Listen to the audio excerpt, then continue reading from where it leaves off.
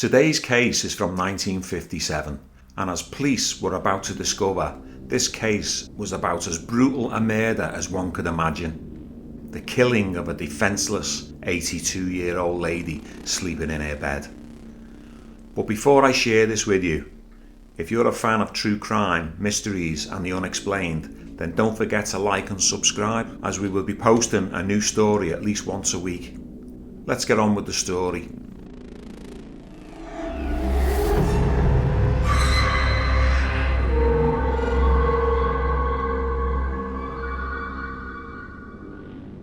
Knocking on a window, a man was calling out, "Mrs. Money, Mrs. Money, I've come to pay my rent." Mrs. Money opened her window, as she always did, which was situated on the ground floor of her house, where she took the payment for rent. She didn't allow many people into her home, and she felt safer taking payments of rent this way because she was a widower who lived alone. Mrs. Selina Muse was known by everybody as Mrs. Money because she was a wealthy property-owning moneylender. She was 82 years old, and although she suffered heart trouble and partial deafness, she still enjoyed lending money to people and renting out rooms in the large terrace houses that she owned in Warncliffe Street, Newcastle, England.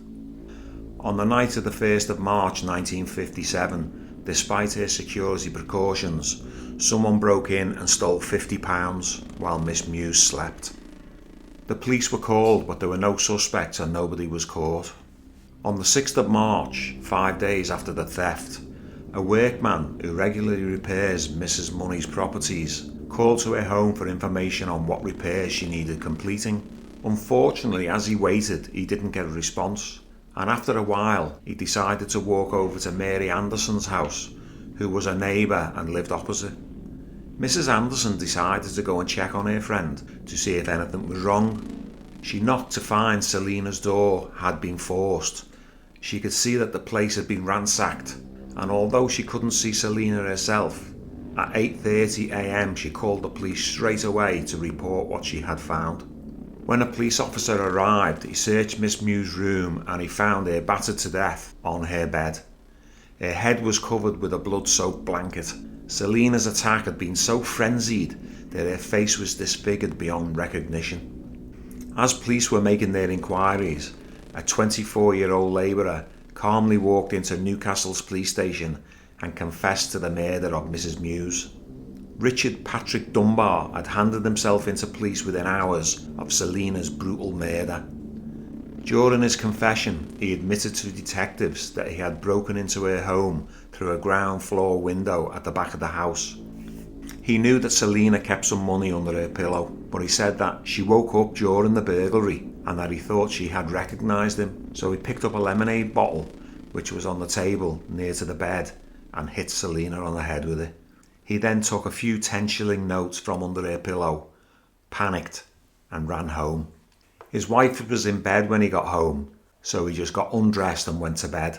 The next day, his wife went into the shop in Scotswood Road to get some milk, and she came home distressed and told him the news that Mrs. Muse was dead. Shockingly, Dunbar confessed to his wife that he had murdered Mrs. Muse. Horrified, his wife told him to hand himself into the police, which is exactly what he did. During the court case that followed, the jury was told that Dunbar and his wife had lodged at Mrs. Muse's home until the 6th of January, when they moved to nearby Plummer Street, about a 5-minute walk away. They had only moved away for a matter of weeks. On the 1st of March, Dunbar decided to go and break into Miss Muse's home and stole £50. Due to his initial success, 4 days later, he decided to return for more. He told the police that he had covered Mrs. Muse's head with her bedclothes before he attacked her, as he couldn't bear to see her face when he struck her.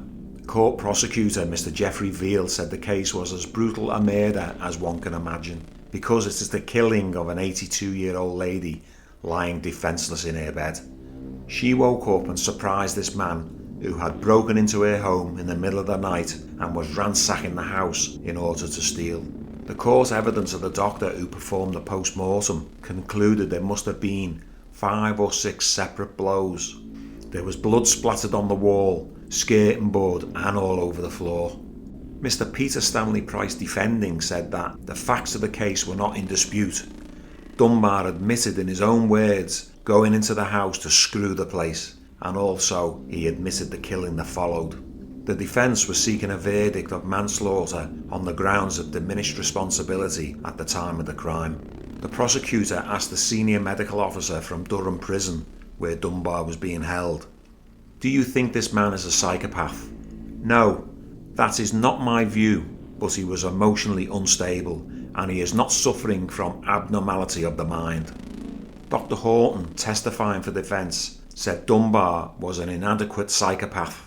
On the 16th of May 1957, the jury found Dunbar guilty of capital murder. The judge donned the black cap and Dunbar became the first person to be sentenced to death under the new Homicide Act. Dunbar's legal team appealed the sentence of capital murder, and by the 5th of July the Criminal Court of Appeal substituted a conviction of manslaughter and sentenced Dunbar to a life imprisonment, therefore allowing Dunbar to escape the gallows. Dunbar served 14 years and 9 months in prison and was released February 1972. Even if Dunbar's appeal hadn't been successful, he would have escaped the gallows due to the fact that between August 1955 to July the 8th, 1957, every convicted murderer in Britain was reprieved, while the future of capital punishment was being considered by Parliament. The last executions in the UK took place in 1964, but the death penalty wasn't abolished until 1998. Thank you for listening.